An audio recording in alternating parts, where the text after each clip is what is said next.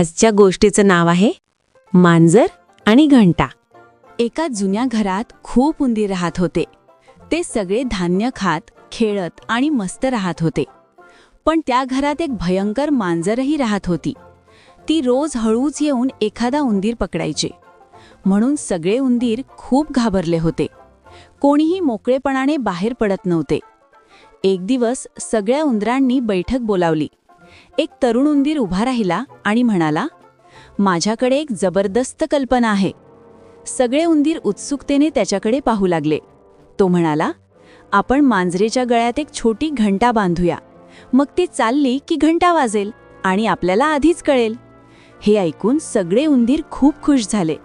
ते टाळ्या वाजवू लागले. वाह, किती छान कल्पना! मग आपल्याला भीतीच नाही. तेवढ्यात एक वृद्ध अनुभवी उंदीर शांतपणे उभा राहिला. तो हसत म्हणाला, कल्पना खूप चांगली आहे, पण एक प्रश्न आहे. सगळे उंदीर त्याच्याकडे पाहू लागले.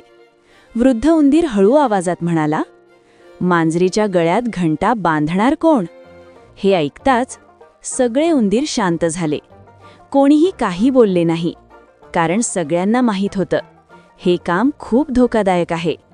त्या दिवशी सगळ्या उंदरांना समजलं, सल्ला देणं सोपं असतं, पण काम करणं खूप कठीण असतं.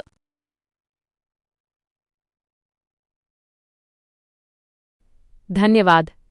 अशाच नवनवीन गोष्टी ऐकण्यासाठी व पाहण्यासाठी चॅनलला सबस्क्राईब करायला विसरू नका.